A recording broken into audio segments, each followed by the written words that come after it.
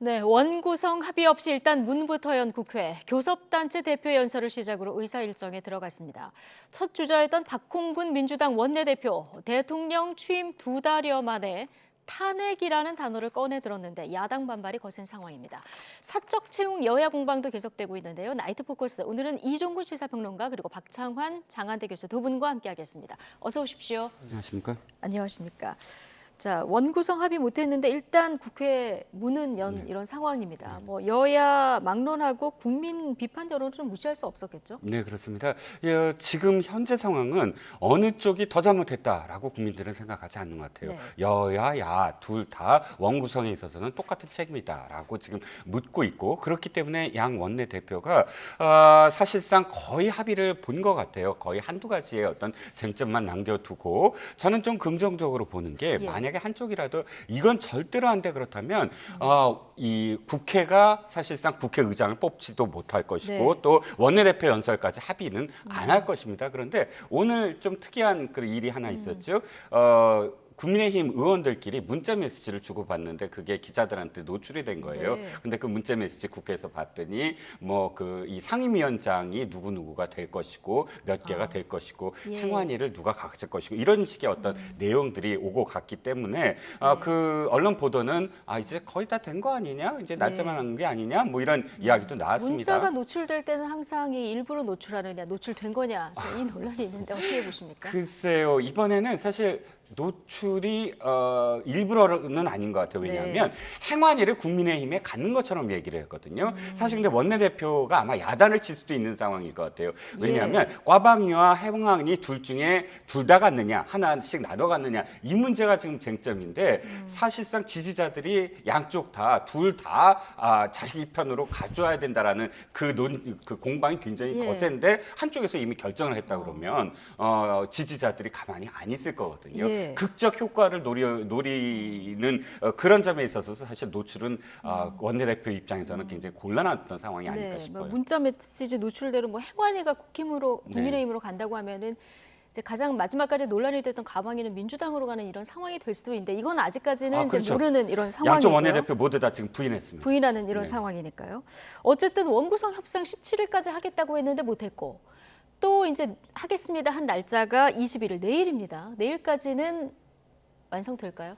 제 생각엔 며칠 좀 더 걸리지 않을까 싶습니다. 이보다 더 걸립니까? 이번에도 약속은 못 지킬 겁니다. 네, 왜냐하면 이제 큰 사안, 그러니까 법사위하고 사개특위 이 문제는 이제 생각보다 그래도 빨리 해결이 됐습니다. 그런데 이제 아까도 말씀하셨지만 행안위하고 꽈방위 요것 때문에 지금 이제 계속 원구성이 잘 안 되고 마무리가 안 되고 있는데 사실상 이제 어느 정도 좀 조정이 다 끝난 거 아니냐. 다만 내부적으로 이렇게 합의했다라고 하는 것이 그러니까 소위 말해서 내부에 만족을 주지를 못하는 거죠. 그러다 보니까 쉽사리 이거를 공개하거나 또는 이게 한번 합의했다가 깨진 사례가 과거에도 있었기 때문에 그렇게 되면 양 원내대표의 리더십, 특히 권선동 원내대표 같은 경우에는 리더십에 굉장히 직무대행 체제 아닙니까? 그렇다면은 굉장히 이제 혼란스러운 상황으로 갈 수 있기 때문에 이런 내부의 어떤 그 불만을 좀 잠재울 수 있는 그 시간을 갖다가 지금 벌고 있는 거 아니냐 그렇게 본다면 사실상 합의는 어느 정도 이루어졌고 며칠 정도 좀 시간을 더 여유를 두고 도저히 이제는 국회를 합의하지 않으면 원구성 합의하지 않으면 국민들의 이 질타로부터 우리가 살아남을 수 없다 이런 어떤 그 상황적인 조건들을 만들어서 결국은 불가피하게 이렇게 합의할 수밖에 없었다 이런 정도로 시간을 이제 구성이 되지 않을까 이렇게 예측을 해보고 있습니다. 이미 국민들 질타는 뭐 임계점까지 온 거 아닙니까? 어쨌든 내일까지가 두 번째 약속 시한이니까 지켜질지 좀 지켜보도록 하고요. 오늘 국회 문이 열자마자 민주당 박홍근 원내대표의 교섭단체 대표 연설이 있었는데요. 현 정부에 대한 비판 수위가 상당히 강했습니다. 연설 주요 내용 듣고 오시겠습니다. 윤석열 정부 대통령실은 이른바 검찰 출신 문고리 육상시에 의해 장악되었다는 비판이 제기되고 있습니다. 비선실세 최순실의 국정농단은 헌정사상 초유의 대통령 탄핵으로 이어졌습니다. 경고합니다. 사적 채용, 측근 불공정 인사 등으로 드러나고 있는 대통령의 권력의 사유화는 반드시 대가를 치르게 됩니다. 특히 김건희 여사와 관련된 논란과 국민의 우려에 윤석열 대통령은 귀를 기울여야 합니다. 조용히 내조만 하겠다던 대통령의 부인이 대통령도 어쩌지 못하는 권력의 실세라는 말까지 나와서야 되겠습니까? 지지율의 급락은 권력 사유와 인사 난맥, 경제 민생 무능에 더해 대통령의 오만과 불통이 더해진 결과입니다. 문고리 육상시, 권력 사유화, 탄핵 이런 단어들이 눈에 띄는데 사적 채용 의혹하고 검찰 출신 기용 이 부분에 대해서 엮어서 굉장히 맹비난을 했습니다. 어떻게 들으셨습니까? 그 비난의 수위가 좀 높았죠. 근데 굉장히 이례적입니다.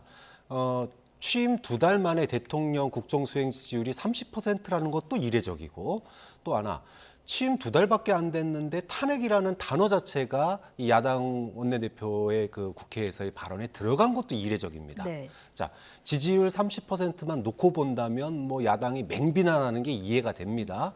자, 하지만 굳이 탄핵이라고 하는 키워드를 왜 집어넣었을까라고 하는 측면을 본다면 이건 좀 해석이 필요한 부분인 것 같아요. 우리가 탄핵과 관련돼서 뭐 몇 차례 우리나라에서도 이제 시혜가 있었지만 국민들이 촛불 들지 않고서 탄핵이 이루어진 사례는 없습니다. 정치권에서 먼저 탄핵 얘기가 나왔던 뭐 2002년 같은 경우, 2003년 같은 경우에는 오히려 역풍을 맞았고요. 또 자유한국당 같은 경우에도 80%의 국정수행 지지율을 받던 문재인 정부에 대해서 정권 퇴진 운동을 벌이다가 오히려 또 선거에서 역풍을 맞기도 했거든요. 그러니까 정치권에서 먼저 탄핵을 꺼내는 게 굉장히 이례적인 겁니다.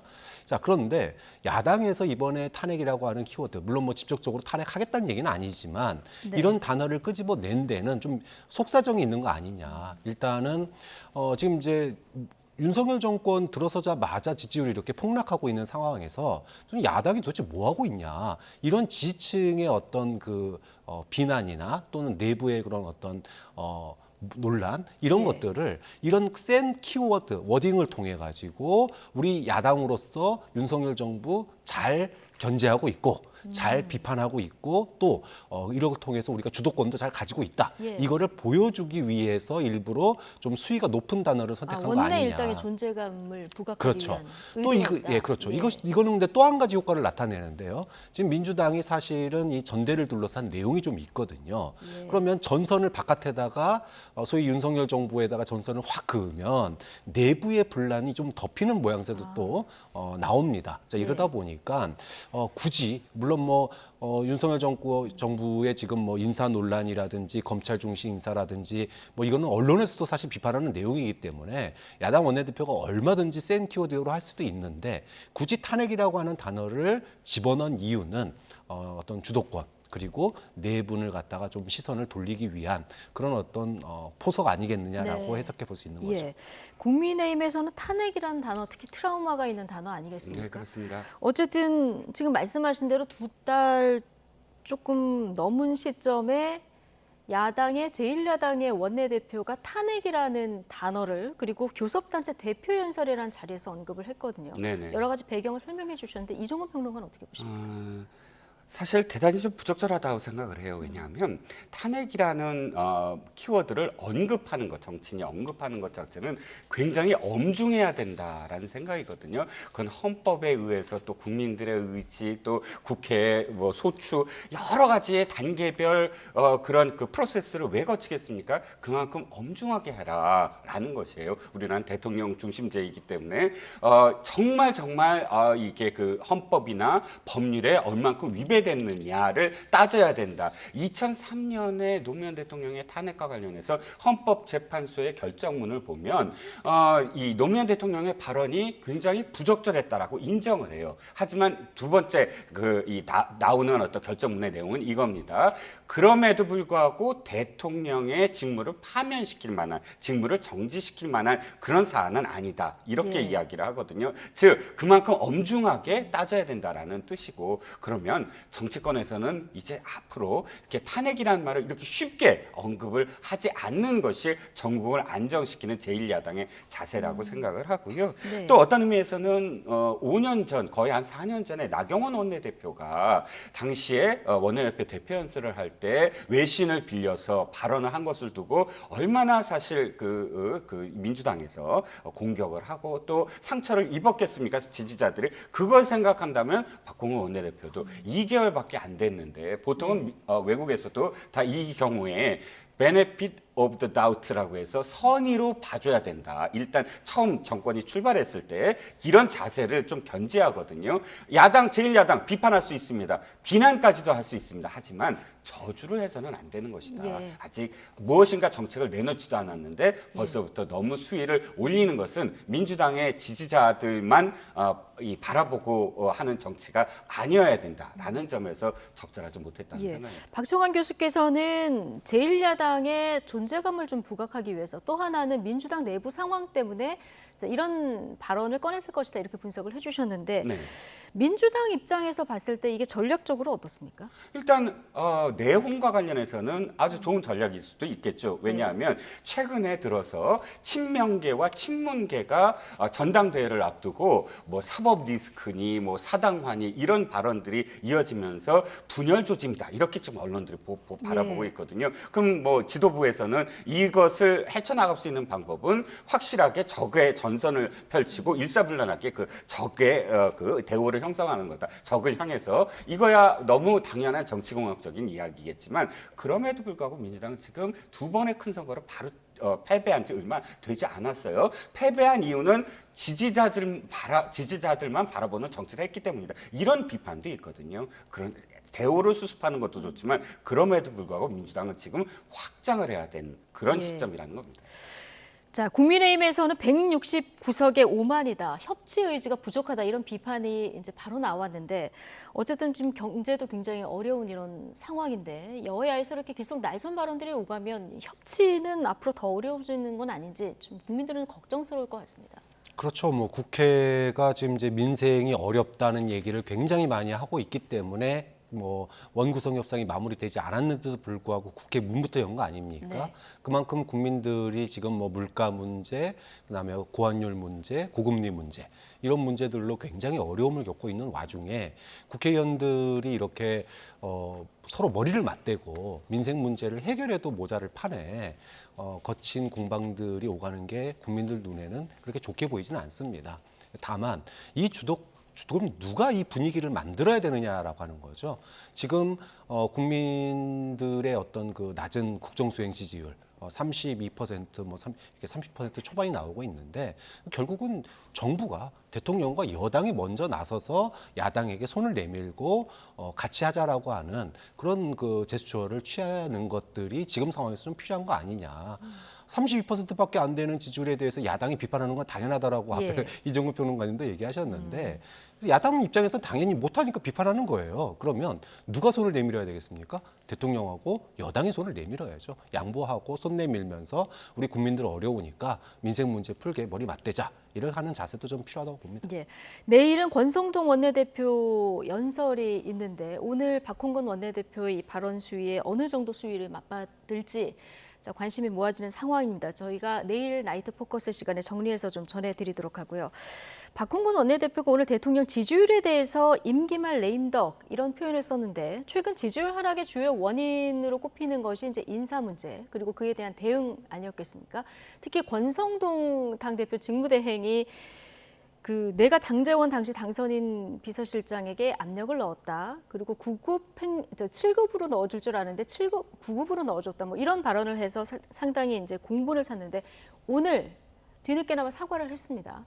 일단 굉장히 잘못된 것이 사과라는 건 가장 중요한 건 타이밍입니다. 네. 이미 그 발언을 한 즉시 사과를 했어야 됐고 또는 기자들의 그 다음날 질문이 있었어요. 그거에 대해서 어떻게 생각하느냐 예. 했는데 나는 더 할 말이 없다라고 또 고압적인 자세로 기자들한테 상대를 했거든요. 뒤늦게 사과를 했습니다. 물론 뒤늦게나마라도 사과를 하는 것은 굉장히 중요한 일입니다. 하지만 원내대표는 지금 이 집권 여당 더군다나 원내대표만이 아니라 직무대행이에요. 집권 여당의 대표는 그야말로 자신의 존재를 좀 드러내는 것이 아니라 대통령의 초기 그 국정 운영에 어떻게 뒷받침을 해줄까를 고민해야 되거든요. 그렇다면 대통령의 사적 채용과 관련해서 이것이 언론에 어떻게 비칠까, 야당이 어떻게 공격할까에 대해서 자신이 그것을 연착륙시키는 발언이라든지 혹은 그런 이 전국 운영을 해야지 도리어 불을 붙이는 지금 발언을 했단 말입니다. 그러면 정무적 판단이 지금 결여되어 있다라는 거예요.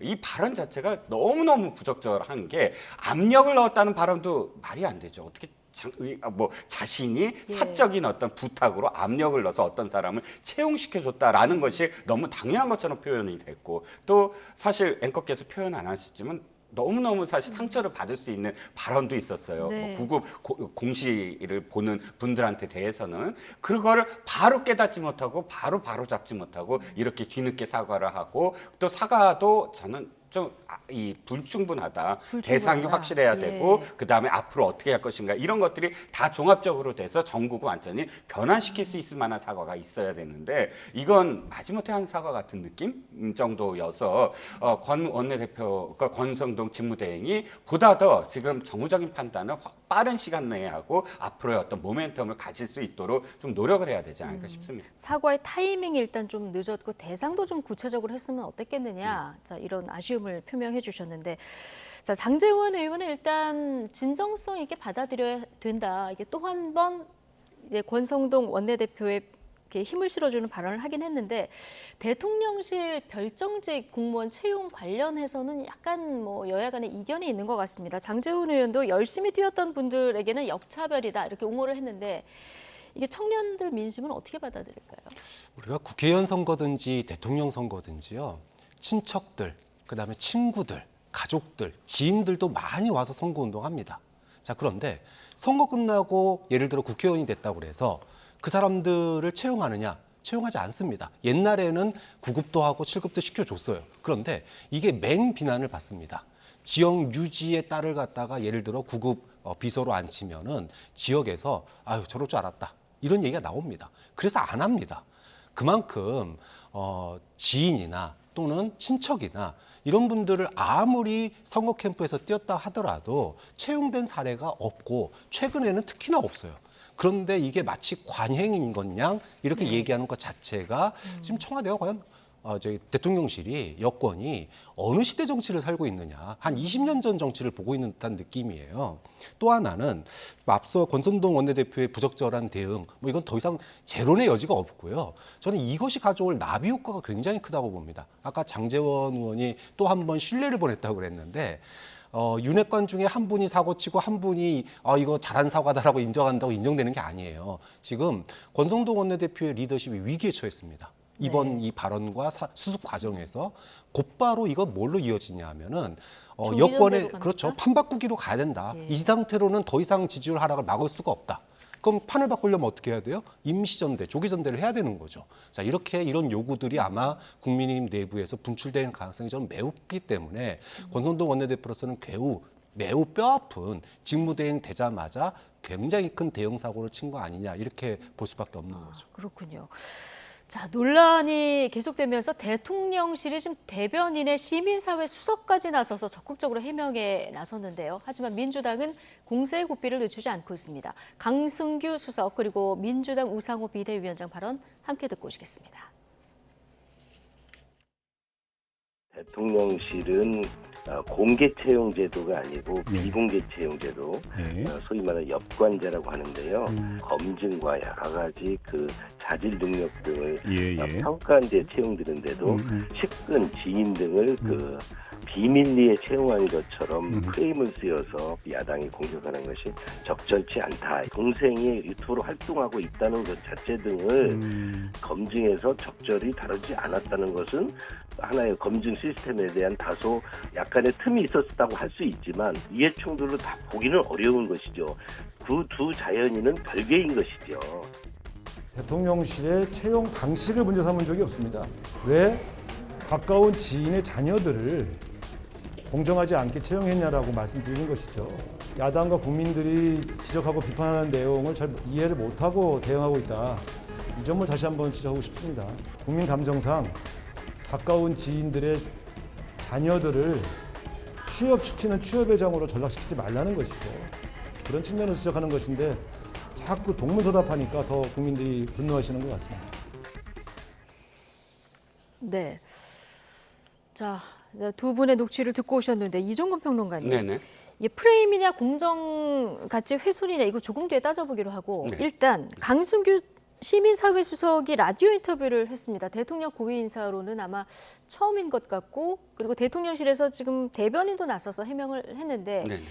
이 대통령실 대응 기조는 조금 달라진다고 볼 수 있는 측면이 있는 겁니까? 네, 최영범 홍보수석까지 예. 사실상 뭐 처음으로 그 기자들에게 브리핑을 했던 걸로 기억합니다. 최근에 나왔어요. 자, 지금 2개월 동안 윤 대통령의 뜻, 윤 대통령이 국민들한테 보내는 메시지 또는 정책 운영 또는 사적 채용 등 비난에 관련된 대통령실의 대응, 이 모든 것들이 하나의 채널로만 이루어졌어요. 윤 대통령의 도어 스태핑. 이외에 그 어떠한 라인에서도 네. 거기에 대해서 예를 들어서 적극적으로 홍보하거나 적극적으로 소통하거나 해명하거나 하는 것이 한 번도 없었어요. 거의 뭐 대변인실이 따로 나서서 물론 고위 대통령실 고위 관계자 뭐 이렇게 해서 발로 인용은 됐지만 그럼에도 불구하고 공식적으로 나서서 자신의 이름을 걸고 나서지 않았다는 뜻입니다. 예. 그런데 나서야 될 사람이 저는 딱 세 사람이라고 봐요. 그 대통령실에 소통을 담당하고 있는 세 사람은 홍보수석과 그다음에 정무수석과 그다음에 시민사회 수석입니다. 홍보수석은 그야말로 언론을 상대로 해서 언론을 통해서 국민들한테 메시지를 전달하는 역할이라고 한다면 정무수석은 야당과의 어떤 언론, 그러니까 야당과의 소통을 하는 그런 직이고요. 그다음에 마지막으로 시민사회 소통은 그 시민사회 단체라든지 또는 여러 가지의 통로로서 국민들과 소통을 하게 만드는 어떤 자리입니다. 그런데 다시 말씀드리면 뒤늦게 지금 나오고 있다는 거예요. 예. 그러니까 대통령의 PI, 대통령의 어떤 그런 이미지를 만들어 나가는 건 이 세 사람이 만들어 나가야 되거든요. 나는 뒤늦게 나서고 있지만 그러나 더 적극적으로 이제 나서야 된다. 전체적으로 대통령이 무슨 뜻으로 도스팀에서 이 말을 했는지에 대한 뒷받침도 해주고 거기에 대해서 오해가 생기거나 혹은 비판의 여지가 있다면 어떤 뜻이다라고 적극적으로 또 해명도 해야 되고 그래서 뒤늦게 나서는 게 마치 대통령이 최근 들어서 스타가 필요하다라는 것 예. 거기서 맞물려서 이렇게 나오게 된 것도 대단히 부적절하다. 세 사람이 자신이 역할을 정확하게 더 뚜렷하게 해야 된다라고 생각을 합니다. 예. 자, 국정운영 이슈에 참모진들이 어떻게 보면 좀 전략적으로 대응을 하고 좀 기획도 하고 네. 이렇게 좀 보좌를 해야 된다 이런 말씀으로 이해가 되는데 자, 청와대 별정직 공무원 채용 문제를 바라보는 두 가지 시각이 있는 것 같습니다. 이게 지금 프레임 씌우기냐 공정가치 훼손이냐 여야 공방이 벌어지고 있는데 어떻게 보십니까? 뭐 여러 차례 얘기를 했지만 채용 과정이 뭐 불투명했다 이 얘기를 하는 게 아니에요. 예. 뭐 몰래 채용했겠습니까 설마? 그 다음 이제 별정직은 원래 이제 뭐 소개받아서 추천받아서 당이라든지 여러 라인을 통해서 추천받아서 별정직 임명하는 경우가 많습니다. 자, 그러면 그렇게 추천을 받으면 다 됩니까? 추천받는다고 다 되는 게 아니에요. 최소 두 가지를 거쳐야 됩니다. 하나는 이것이 사회 통념상 맞는 인사냐. 또 하나는 소위 그 민정 라인, 지금은 뭐 이제 법무부에서 하겠지만 검증, 사회적 물의를 일으킨 적은 없느냐, 또는 일으킬 소질은 없는가. 이 두 가지 필터링을 꼭 거쳐야 되는 겁니다. 자, 그런데 윤석열 정부에서 지금 인사 논란이 사적 채용이다라고 비판을 받는 이유는 국민들의 상식의 눈높이에 맞지 않기 때문입니다. 국민들의 상식의 눈높이가 뭡니까? 벌써 6년이나 지났는데 국회의원이 친척을 갖다가 보좌진으로 등록을 해가지고 국민들의 맹비난을 받았습니다. 자, 채용 과정 안 거쳤나요?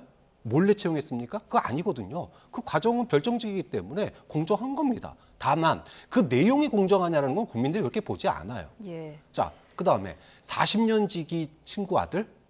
누가 그러면은 그런 사람을 채용했을 때 공정하다고 봅니까? 예를 들어 그럼에도 불구하고 꼭 채용할 수밖에 없는 어떤 전문성. 예를 들어 뭐 의상실의 디자이너인데 영부인이 꼭 그 옷을 입어야 되겠다라고 한다면은 그건 불가피하겠죠. 또는 오랜 당직 경험을 통해서 대통령을 뭐 대통령 후보자를 오랫동안 한 20년 동안, 10년 동안 보좌해 왔다던가, 오랜 공직 생활을 해왔다던가, 전문성이 있다던가, 이럴 경우에는 예외가 될 수도 있습니다. 그런데 대통령이 초보라고 대통령 지인, 소위 말해서 선대본에서 일하던 사람도 초보면 데려올 수 있죠, 초보라도. 하지만 그 대상이 대통령 40년지기 지인의 아들이다 그러면 예. 그거는 걸러야 되는 대상이에요.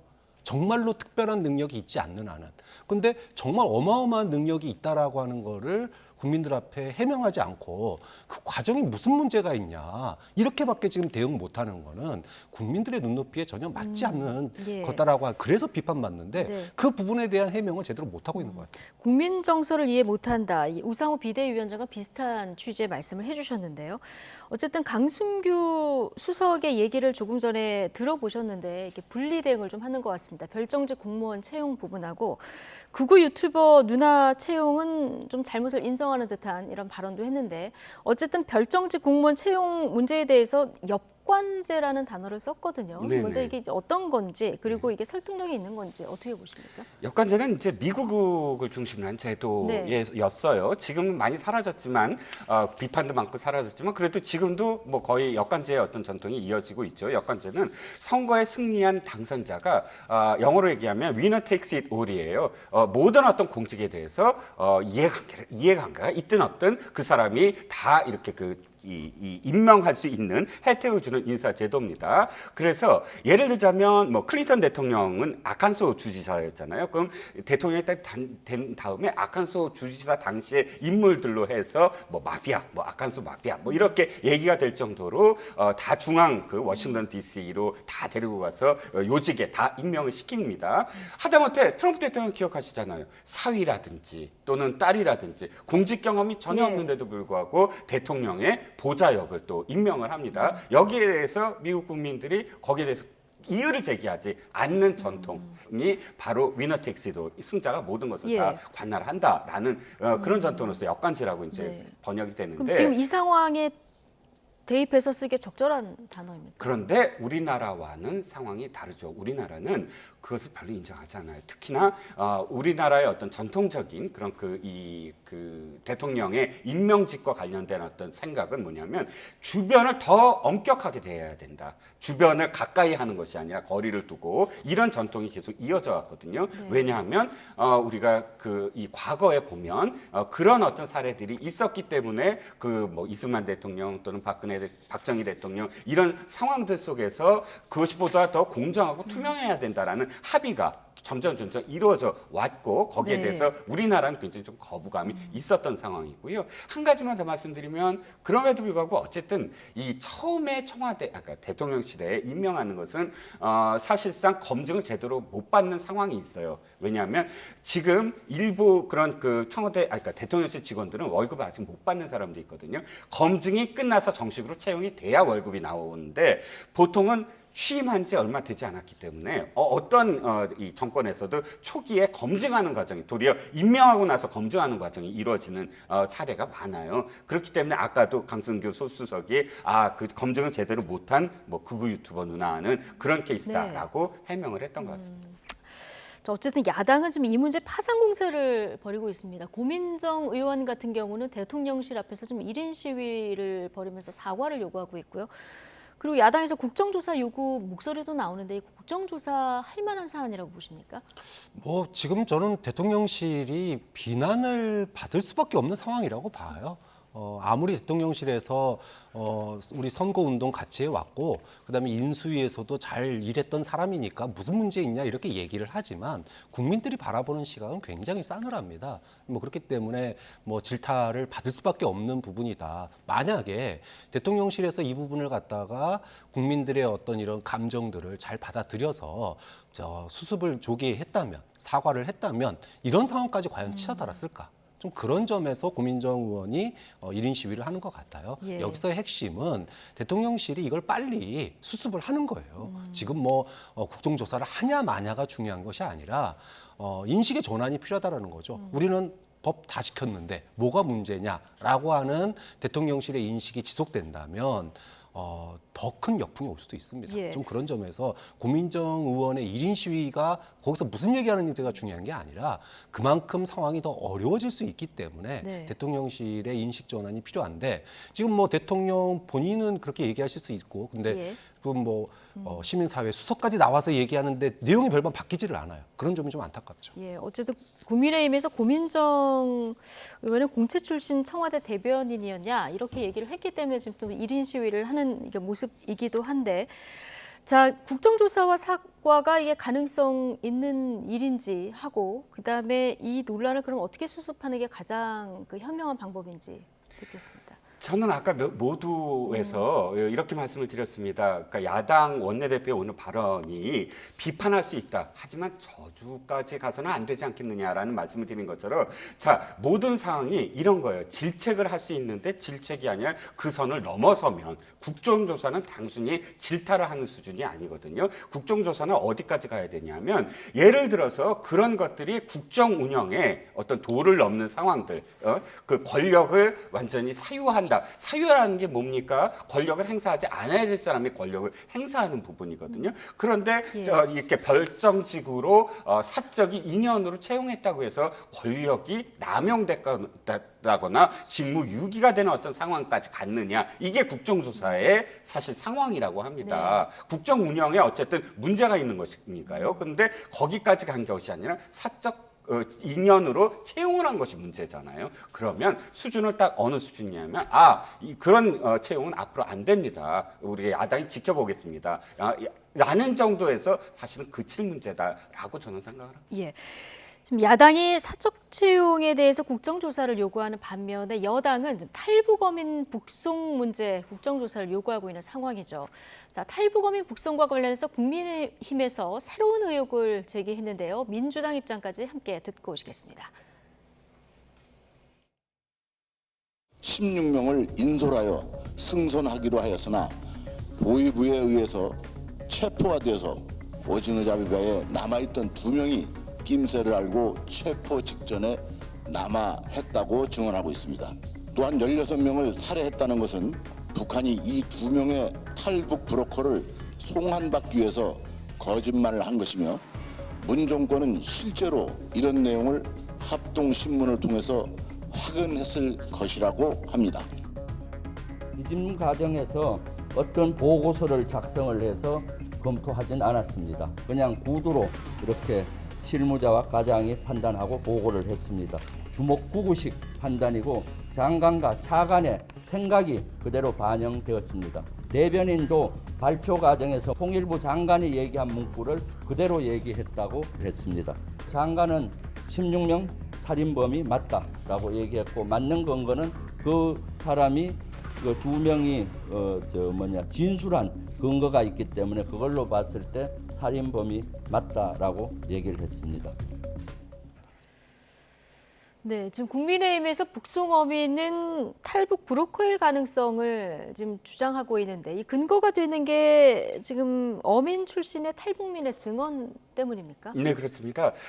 그 증언이 두 가지인데요. 하나는 김책시에서 16명이 사라졌다라는 것부터 그 소문이 있었다는 거예요. 네. 그 16명은 한 가족이었는데 이 가족이 탈북을 해서 남한으로 귀순을 하려고 했고 예. 그래서 3명의 그런 탈북 브로커들이 직접 가서 데리고 오려고 하는 중에 국가보위부에 발각이 되고 그래서 16명이 검거가 되고 3명 중에 1명 역시 검거가 돼서 탈북을 주선하는 사람들 2명만 탈출을 했다라는 게 하나의 그 증언축이고요. 또 하나의 증언축은 실제로 어민인데 오징어 잡이배에 승선했던 어민인데 그 목선 구조라든지 또는 오징어 잡이배의 선원들의 행태에 대해서 증언을 한 거예요. 16m짜리 목선에서는 16명이 들어갈 수 없는 상황이다. 고작해야 배 자체에 10명 정도이고 그 다음에 또 한 가지는 선장이 각각 전부 다 어디에 배치를 시켜서 엄격하게 관리를 하고 또 세 번째는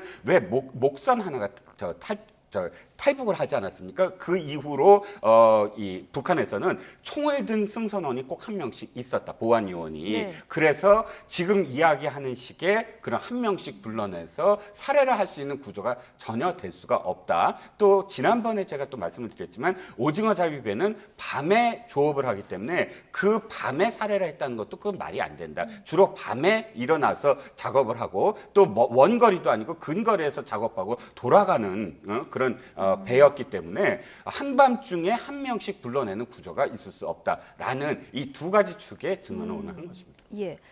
지금 이 사건 관련해서 귀순 의사의 진정성 하나 하고요. 그리고 16명 살해가 정말 있었는지 입증하는 문제가 남아 있는데 지금 국민의힘에서 새로운 주장이 나온 거고요. 민주당에서는 좀 이성을 가지고 얘기했으면 좋겠다 하면서 근거로 든 게 어민 2명을 분리해서 신문을 했는데 똑같이 살인을 자백했다. 이 점을 지적하고 있어요. 네, 사실 지금 이제 그 일부 탈북자들의 증언, 주장에 의거해서 좀 국민의힘이 그 두 사람이 어민이 아니라 사실은 탈북 브로커였다. 그래서 귀순이 명확했는데 정부가 그것을 되돌려버려서 죽게 했다. 이게 주장이거든요. 자, 그런데 저는 국민의힘이 공당 아닙니까? 공당이면 어떻게 주장과 일부의 주장과 소문을 가지고 국정조사를 추진하는지 이해할 수가 없어요. 자, 우리 정부의 군경의 초기 대응, 즉 납포 과정부터 불응하고 도망갔던 점, 그리고 합동조사에서 분리 신문을 했는데 똑같이 16명을 살해했다라고 증언한 내용, 자백이죠. 이런 것들을 종합해서 판단한 겁니다. 자, 그러면 거기에 참여했던 사람이 한두 명입니까? 한두 명이 아니죠. 이런 것들을 종합해서 통일부가 결론을 내렸던 건데 정부 군경의 초기 조사라든지 정부의 합동신문에 참여한 근거와 서류와 조사 내용들이 있는데 여기에 참여한 공직자들도 있는 거 아닙니까? 그러면 이 사람들의 말은 못 믿고 일부 탈북자들과 일부 북한 탈북 어민들의 소문과 주장에 근거해서 국정조사를 하자 그러면 도대체 우리 국민들은 누구 말을 들어야 됩니까?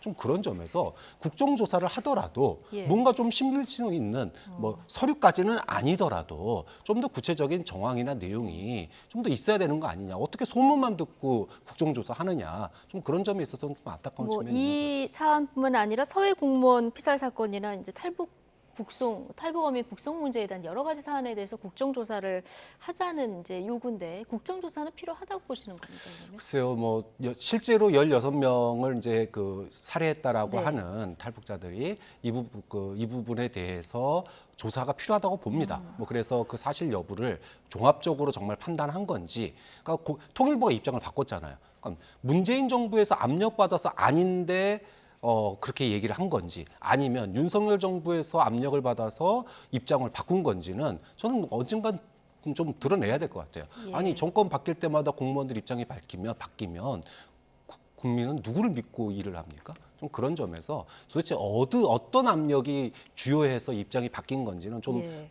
들여다볼 필요가 있다고 봅니다. 네. 관련해서 좀 수사가 진행되고 있기 때문에 수사 상황을 먼저 좀 지켜봐야 될 것 같고요. 자, 마지막으로 이 주제 잠깐만 다뤄보겠습니다. 민주당에서 민주유공자법 제정을 다시 추진하고 있습니다. 이전에 여러 차례 추진하려다가 무산된 법안이기도 한데 이번에는 내용이 좀 다른 겁니까? 네, 뭐 일부 내용이 있다고 합니다. 네. 민주당에서 주장하는 건 국회의원은 포함되지 않았다. 네. 자꾸 뭐 민주유공자 셀프 뭐 특혜다 얘기하지만 국회의원이 스스로 뭐 우리들 그러니까 포함되어 있는 운동권 출신 국회의원들을 대상으로 하지도 않았고 그 다음에 열사에 포함되어 있지는 않은 그러니까 아직도 민주화 운동을 확실히 했다고 하는데도 불구하고 포함되어 있지 아니한 그런 사람들 그리고 그 지금 열사라고 표현하는 사람들은 거의 자녀가 없지 않느냐 결혼하기 전에 대학생이라든지 젊은 예. 나이에 그렇게 이 유명을 달리했던 어떤 상황이다. 그래서 특혜가 아니다라고 주장을 하지만 그러나 사실 비판하는 입장에서는 그 이 원칙 자체가 이해가 가지 않는다는 거예요. 이를테면 독립유공자 자녀들에게 혜택을 주자라는 것은 국민들이 공감할 수 있는 부분이 있습니다. 왜냐하면 그 당시에 독립운동을 한다는 것이 몇 대에 걸쳐서 집안 자체가 완전히 와해되는 어떤 상황을 우리가 다 인정을 하고 있지 않습니까? 그런 부분에 있어서 그건 특혜라고 인정하지 않지만 지금의 이 문제운동 과정 속에서 무언가 특혜를 주겠다 하는 것. 예를 들어서 지난번 문재인 정부 시절에 담양에 어떤 병원을 세우는데 그 병원에 그러니까 이 지금의 그 의사들이 이 학생들이 의대생들이 가지 않으려고 하는 그런 병과들, 산부인과라든지 이런 그런 이 것들을 주로 해서 가르친 다음에 10년 정도 의무 복무를 시키겠다, 이런 병원을 세우겠다고 했을 때 사실상 그 의대생들을 어떻게 뽑느냐, 그러니까 의대를 어떻게 뽑느냐, 다 시민사회 단체의 어떤 이 심사위원들로 해서 자신들의 자녀들을 특혜를 주려고 하는 게 아니냐. 그때도 이렇게 어떤 발표를 했을 때 엄청나게 많은 반발을 샀었거든요. 그러면 지금의 어떤 상황 속에서 민주화가 아니라 이미 민주주의가 정착이 된 상황이고, 독립운동 때에 몇 대에 걸쳐서 그런 그 핍박을 받는 그런 상황도 아닌데도 불구하고 또다시 청년들에게 기회를 특별히 혜택을 주는 것, 여기에 대해서 국민이 똑같은 수준으로 공감할까는 사실 의문점이다 하는 겁니다. 국민의힘에서는 청년 박탈 선사법이다 이런 비판도 나왔는데, 내용을 보면은 수업료 지원 이런 부분에는 특별히 이견이 없는 것 같은데, 대학 입학이나 편입학 때 그 유공자 전형을 만들자 이런 내용도 좀 있는 것 같고요. 그리고 공공기관이나 정부 기업 취업할 때 가산점을 주자 이런 내용도 있는 것 같아서, 물론 이제 민주당에서는 대상이 굉장히 한정적이고 현직 국회의원 중에서 혜택을 보는 국회의원이 없다 이렇게 얘기를 하고 있는데 어떻게 보십니까? 예를 하나 들어보겠습니다. 광주 민주화운동을 거치면서 심하게 고문을 당해서 정신병을 앓았어요. 그럼 자녀 교육이 됐겠습니까? 안 됐겠습니까? 가족은 어떻게 됐을까요? 자, 이런 때 그 사람의 명예회복뿐만이 아니라 그 가족들에게 일정한 혜택을 줄 수 있는 그런 법이 필요할 수 있겠죠. 예를 들어 사망이나 실종이나 또 심각한 장애 판정으로 인해서 그 가족이 겪은 것들이 꼭 돈으로만 해결되는 건 아니에요. 어저께 국무회의에서 윤석열 대통령이 유엔군 참전용사 가족에게 훈포장 수여를 했습니다. 외국에 이미 돌아가신 유엔군 6.25 때 참전한 용사의 가족에게까지 훈포장을 수여합니다. 자, 우리 이제 그런 선진국이 됐어요. 그러면 민주화 과정에서 가족에게 당시에는 어린 가족이었겠죠. 어린 가족에게 이 가족을 두고 민주화운동을 하다가 죽거나 또는 심각한 후유를 낳는 장애를 안을 경우에 그것에 한해서 아주 특정지어서 엄격하게 그분들에게 어떤 국가가 예우를 한다면 저는 그 정도는 할 수 있는 거 아니냐. 다만 이것의 범위를 갖다가 우리가 그동안 민주화 운동으로 인정됐다 그럼 과거에 시위한 경우나 체포 경험이나 또는 구금 경력이 있으면은 다 민주화 어떤 그 보상을 받았거든요. 그러니까 보상과 지금의 민주화 유공자법을 너무 등치시켜 가지고 이것들이 마치 청년들의 공정의식을 반하게 하는 것이냐. 이렇게 좀 호도할 필요는 없다. 정말로 꼭 필요한 사람에게는 아까 들었던 예처럼 그런 사람에게는 국가가 좀 보살펴주고 예우할 필요가 있지 않나 이렇게 봅니다. 지금 우원식 의원이 발의한 법안으로 추진을 하는 것으로 알고 있는데, 좀 논란이 되는 부분 몇 가지 대상이나 보상 방법 같은 걸 좀 정착하게 다듬으면 저는 일정 정도 다듬으면 지금의 여당에서도 못 받아들일 문제는 아니라고 봐요. 이게 상식선에서 얘기하면 얼마든지 될 수 있는 부분이라고 봅니다. 덧붙이실 말씀 있으십니까? 교수님께서 지금 정확하게 예를 들어주셨어요. 사실은 아직까지도 일부에서 비판적인 어떤 입장을 보이는 것이 바로 광주 민주화운동 유공자거든요. 당시에 광주 민주화운동 유공자들에 대해서 불만을 갖는 것이 아니라, 그런데 이 범위가 너무 확대된 거예요. 그러니까 몇몇 지금 국회의원도 하고 있는 몇몇 의원들 또는 전직 국회의원들 경우 당시에 학교에서 학생운동을 한 건 맞는데, 그러나 직접적으로 광주 민주화운동에 뛰어들어서 함께했다고 등치시킬 수 없는 그런 그 시위 또 많거든요. 그런데 단순히 시위를 했다고 해서 광주민주화운동의 유공자다라고 확대 해석을 했다는 그런 지금 비판도 분명히 있습니다. 그래서 광주민주화운동 유공자가 누구냐라고 명단을 뭐 발표해라 이런 공방도 예. 계속 벌어지고 있는 게 바로 그건데 과연 저도 마찬가지입니다. 그렇다면 교수님이 말씀하신 대로 정말 몇 명 안 된다. 어떠어떠한 몇 명이다. 그러니까 지금 대학생에 들어갈 나이가 제가 만약 대학 입학이라고 생각을 한다면 자그마치 훨씬 더 낮아야 돼요. 그 당시가 민주화 운동으로 정말 그렇게 그 자녀까지 문제가 될 수 있는 사람이 누가 있겠느냐라고 저는 의문이 들 정도로 낮아지거든요. 연령이 90년도 학번 정도 그러면 그때 당시에 그 민주화 운동의 질적인 부분 또는 양적인 부분이 80년도 엄청나게 다르거든요. 그러니까 민주화 운동이라는 어떤 개념도 다르고 네. 그걸 어떻게 정치하게 하느냐에 따라서 사실 국민들도 납득을 할 수가 예. 있느냐 없느냐의 관건이겠죠. 네, 자 민주화운동 유공자 명예 회복도 중요하고 또 청년들의 박탈감이 있어서도 안 되고 자 어느 쪽이 국민 공감대를 얻느냐 이 부분이 가장 중요할 것 같습니다. 나이트 포커스 지금까지 이종근 시사평론가 박창환 장한대 교수와 함께했습니다. 고맙습니다.